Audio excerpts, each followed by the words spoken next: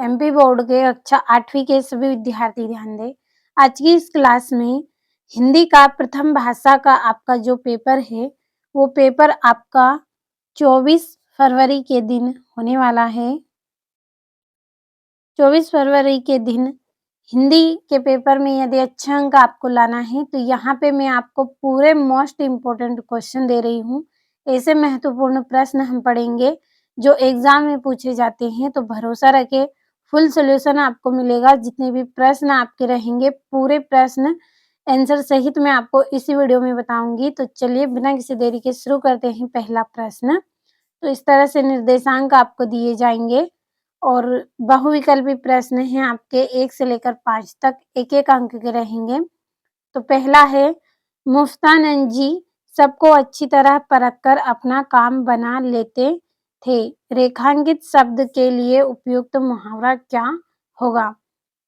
जो मुफ्तानंद जी है वो सबको अच्छी तरह परख कर अपना काम बना लेते थे। तो किस तरह? नब्ज टटोलना, नब्ज टटोलने का काम करके वो क्या करते थे? सबको अच्छी तरह परख कर अपना काम बना लेते थे। तो 12 नंबर वाला आंसर आपका सही रहेगा। दूसरा है, होश में आने के बाद मोहन की स्थिति क्यों बिगड़ने लगी थी? जैसे ही होश में मोहन आया, इसके बाद उसकी स्थिति क्यों बिगड़ने लगी?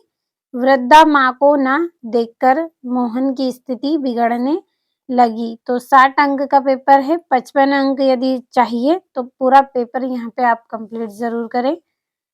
तीसरा प्रश्न पढ़ेंगे, रियासतों में अंग्रेज सरकार के प्रतिनिधि को क्या कहते थे? तो रियासतों में अंग्रेज सरकार के प्रतिनिधि को क्या कहते थे?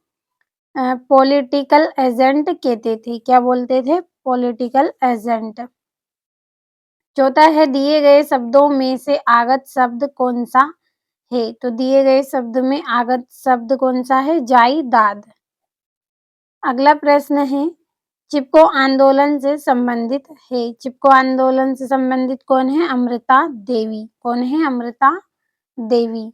अगला प्रश्न कंप्लीट करेंगे, रिक्त स्थानों की पूर्ति कीजिए। तो छठा है, वरदे कविता के रचयिता डेस हैं। तो वरदे कविता के रचयिता कौन है? सूर्यकांत त्रिपाठी निराला। तो यहाँ पे हम भर लेंगे।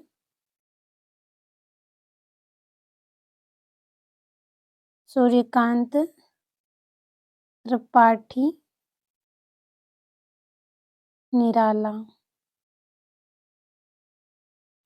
अगला है, ज्योतिष शास्त्र के विद्वान को डेस कहते हैं। तो ज्योतिष शास्त्र के विद्वान को ज्योतिषी कहते हैं।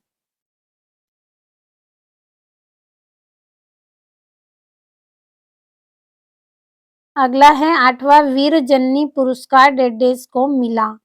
तो वीर जननी पुरस्कार श्रीमती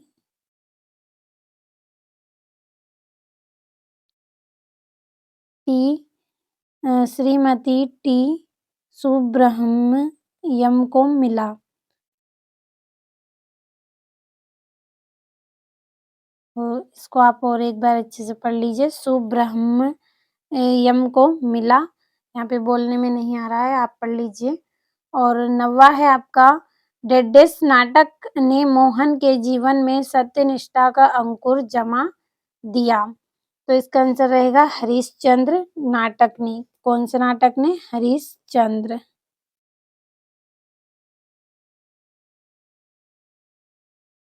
हरिश्चंद्र नाटक ने मोहन के जीवन में सत्यनिष्ठा का अंकुर जमा दिया।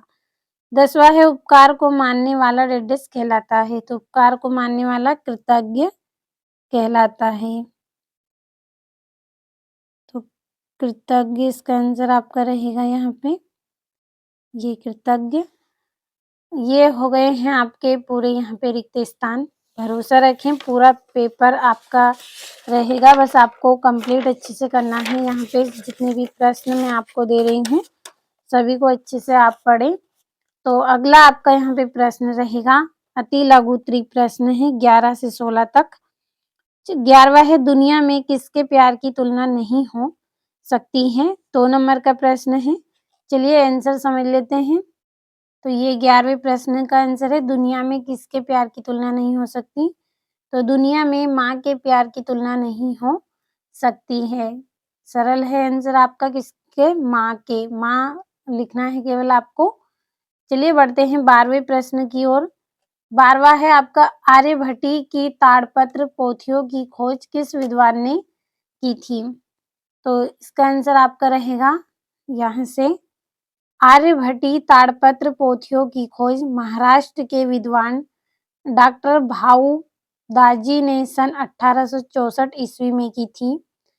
कब? फिर से पढ़ लीजिए। आर्यभट्टी ताड़पत्र पोथियों की खोज महाराष्ट्र के, कहाँ के? महाराष्ट्र के विद्वान डॉक्टर भाऊ दाजी ने सन 1864 ईस्वी में की थी। यहाँ मलयालम लिपि में लिखी हुई थी। यह कैसी लिपि में लिखी हुई थी? मलयालम लिपि में लिखी हुई थी। उन्होंने ही इनका विवरण प्रकाशित किया था। इन्होंने ही इनका विवरण प्रकाशित किया था। तो इस तरह से ये आपका 12वां प्रश्न का आंसर कंप्लीट हुआ। ध्यान से आप समझे आंसर को ताकि आपको रटना ना पड़े। 13वां है उपचार के लिए बिरसा मुंडा जड़ी-बूटियों के उपयोग के साथ क्या बताया करते थे? तो उपचार के साथ बिरसा मुंडा है वो जड़ी-बूटियों के साथ क्या बताया करते थे, समझ लेते हैं। तो उपचार के लिए बिरसा मुंडा जड़ी-बूटियों के उपयोग के साथ स्वास्थ्य के नियम भी बताया करते थे। क्या बताते थे? स्वास्थ्य के नियम भी बताया करते थे। केवल इतना आपको लिखना है। और 14 है मध्य प्रदेश में नाग शासकों का राज्य कहाँ था? तो आपको स्क्रीनशॉट भी लेना है साथ में। तो प्रदेश में ग्वालियर के आसपास के क्षेत्र में नगर पद्मावती नागवंशी राजाओं की राजधानी थी। फिर से पढ़ लीजिए। प्रदेश में, कहाँ पे? प्रदेश में ग्वालियर के आसपास के क्षेत्र में नगर पद्मावती नागवंशी राजाओं की राजधानी थी और ग्वालियर और पश्चिम बुंदेलखंड का अधिकांश भाग इस राज्य के अंतर्गत था। तो लीजिए स्क्रीनशॉट। बढ़ते हैं 15वें प्रश्न की ओर। तो 15वां प्रश्न है दक्षिण अफ्रीका में गांधी जी रोगियों की चिकित्सा कैसे करते थे? दक्षिण अफ्रीका में, समझ लेते हैं इसका आंसर भी। तो देखिए, दक्षिण अफ्रीका में गांधी जी रोगियों की चिकित्सा एनीमा, टब स्नान, मिट्टी की पट्टी, संतुलित भोजन और उपवास से करते थे। किस तरह से? दक्षिण अफ्रीका में गांधी जी रोगियों की चिकित्सा एनीमा, टब स्नान, मिट्टी की पट्टी और संतुलित भोजन और उपवास से करते थे। तो स्क्रीनशॉट लेना है आपको हर एक प्रश्न का। यहाँ पे जैसे ही आंसर पूरा हो स्क्रीनशॉट आप ले। आपका 16वां है दिग्गु समास को संक्षेप में समझाइए। तो दिग्गु समास को संक्षेप में समझ लेते हैं। तो ये यहाँ से है, जिस पद में प्रथम पद संख्यावाचक विशेष होता है वहाँ दिग्गु समास कहलाता है। क्या है दिग्गु समास? जिस पद में प्रथम पद कैसा हो? संख्यावाचक हो। जिस पद में प्रथम पद संख्यावाचक विशेष होता है वहाँ दिग्गु समास कहलाता है। उदाहरण है त्रिभुवन। क्या है? त्रिभुवन। कंप्लीट अच्छे से कर लेना है आपको, भरोसा रखें। 24 फरवरी के दिन जिनको अच्छे अंक चाहिए एग्जाम में पूरा पेपर कंप्लीट करें। पूरे महत्वपूर्ण प्रश्न मैं आपको यहाँ पे बता रही हूँ आंसर सहित। और लघु उत्तरीय प्रश्न है 17 से 22 तक, 3-3 अंक के हैं। 17वां है ना यह समझो कि धमनी में लोह की धार सोई है से क्या आशय है? तो ये यहाँ से है इसका आंसर आपका। इन पंक्तियों का आशय है कि हे शत्रुओं, तुम ये मत समझो कि हमारी धमनियों में बहने वाले रक्त की गति मंद पड़ गई है। क्या है इन पंक्तियों का आशय? कि हे शत्रुओं, तुम मत समझो कि जो हमारी धमनियां है उनमें जो रक्त बहता है उसकी गति मंद पड़ गई है। मंद यानी कि धीरे पड़ गई है अथवा रक्त ठंडा हो गया है।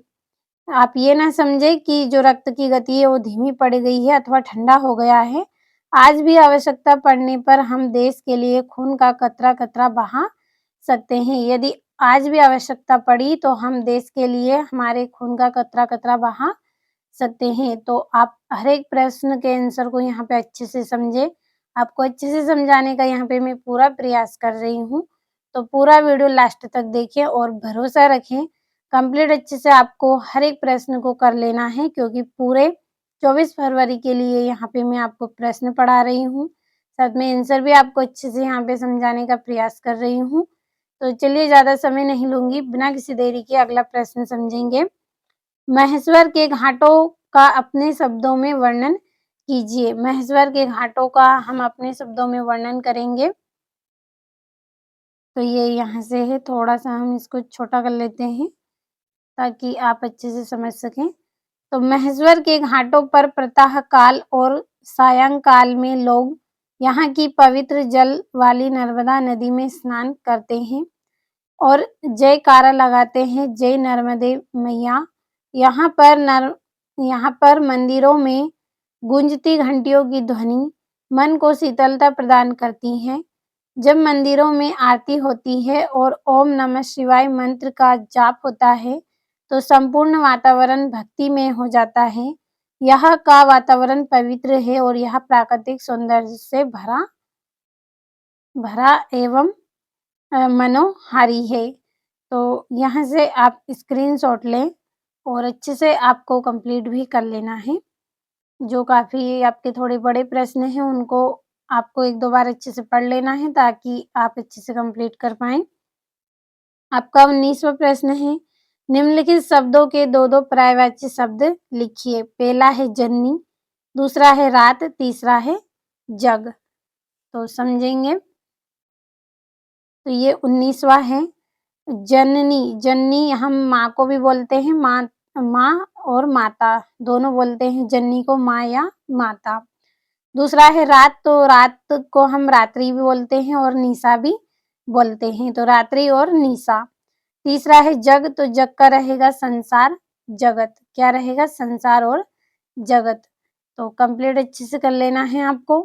बढ़ते हैं अगले प्रश्न की ओर। तो यहाँ से आपका अगला प्रश्न है,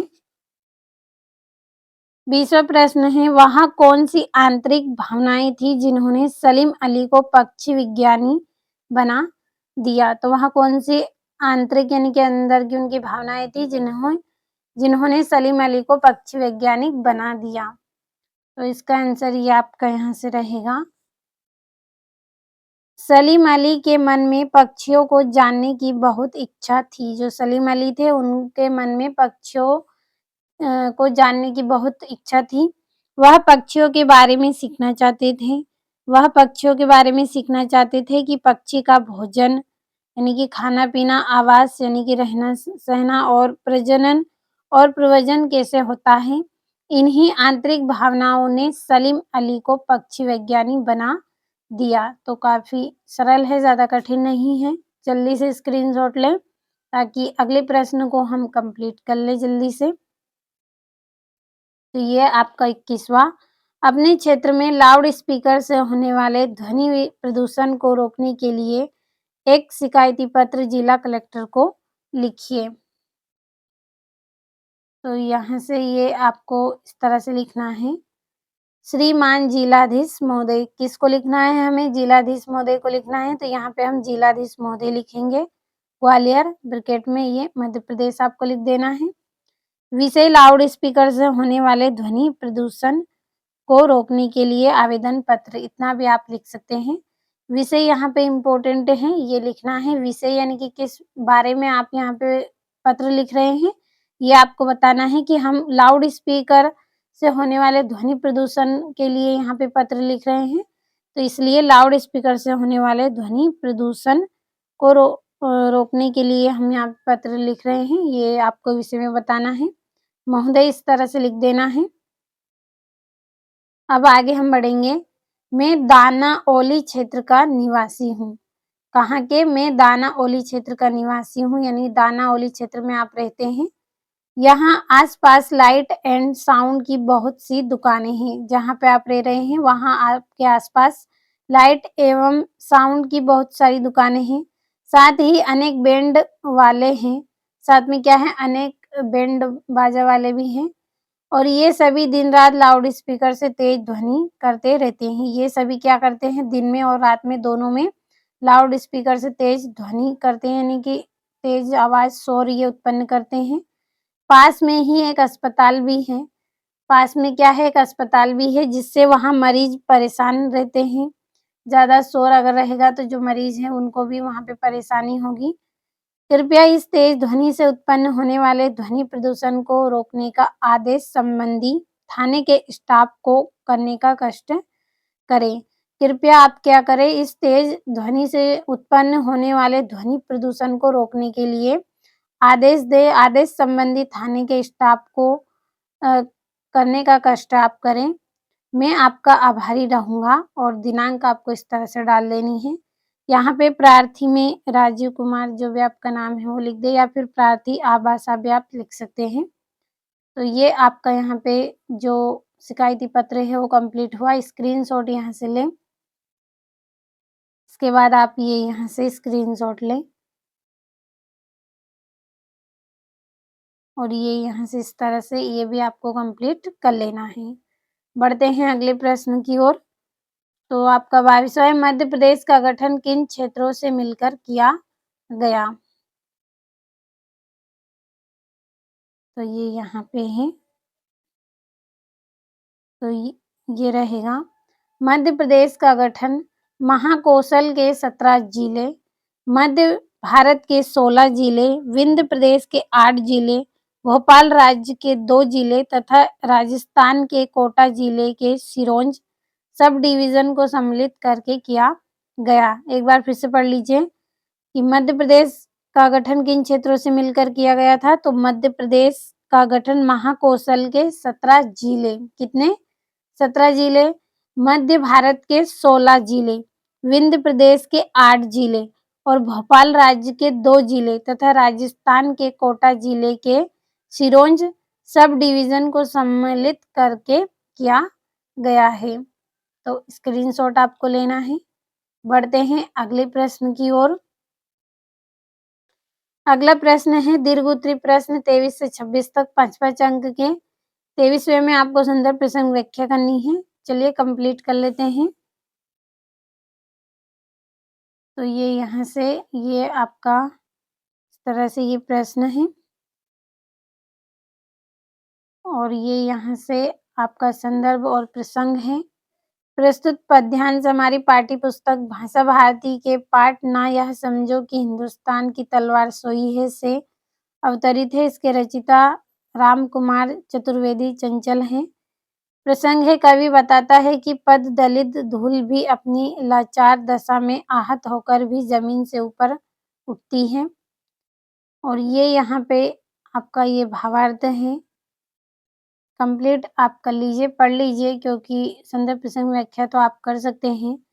सभी को पढ़ेंगे तो बहुत अधिक समय भी आपका लगेगा, तो आपको कंप्लीट कर लेना है। अच्छे से पढ़ लीजिए। और अगला प्रश्न है ये 24वां। अपठित गद्यांश आपको दिया गया है 5 नंबर का, तो इसके आंसर को भी हम देख लेते हैं। तो ये यहाँ से है। ये इतने प्रश्न का आप स्क्रीनशॉट लीजिए और ये यहाँ पे आपके प्रश्न हैं और ये उत्तर हैं। प्रस्तुत गद्यांश में कुत्ते के बारे में बात की गई है और भटका हुआ कुत्ता कांच के विशाल महल में घुस गया था और उपयुक्त पंक्ति में विशाल शब्द विशेषण है और घबरा गया मुहावरे का अर्थ है व्याकुल हो गया और बेहोश शब्द में बे उपसर्ग है। और अगले प्रश्न की ओर हम बढ़ेंगे।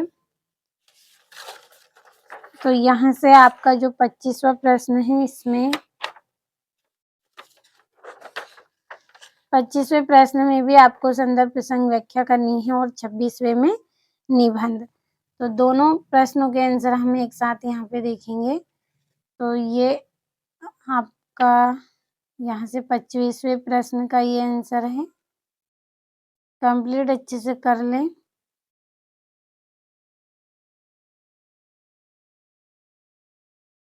और ये यहाँ से प्रस्तुत गद्यांश हमारी पाठ्य पुस्तक भाषा भारती के महर्षि परशुराम नामक पाठ से अवतरित है। या फिर लिया गया भी आप लिख सकते हैं। और प्रसंगे प्रस्तुत गद्यांश में बताया गया है कि दुष्ट शक्तियों को विनाश तथा मानवता की रक्षा के लिए शस्त्र के साथ-साथ शस्त्रों का भी प्रयोग आवश्यक है। ये आपकी यहाँ पे व्याख्या है।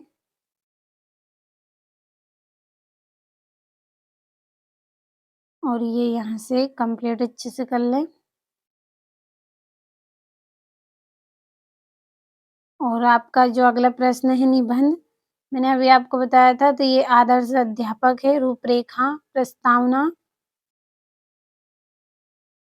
और ये यहाँ से दूसरा, तो यहाँ पे आपको आदर्श अध्यापक का निबंध बताया गया है। यदि आप कोई दूसरा निबंध करना चाहें, तो वो भी आप कर सकते हैं। 3 ऑप्शन आपको दिए गए हैं, तीनों में से जो अच्छा लगे, वो आपको कर लेना है।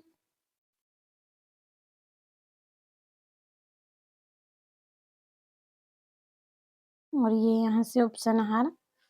तो आज की इस क्लास में जितने भी प्रश्न आपको यहाँ पे बताए हैं, कुल 26 प्रश्न हमने पढ़े हैं। 26 प्रश्नों को फुल आंसर सहित मैंने यहाँ पे आपको बताया है। सभी प्रश्नों के आंसर आपको अच्छे से समझाने का प्रयास भी किया है। भरोसा रखें, 24 फरवरी के दिन हिंदी में यदि अच्छे अंक वास्तव में आप लाना चाहते हैं, तो पूरे महत्वपूर्ण प्रश्न बताए हैं, कंप्लीट अच्छे से करें।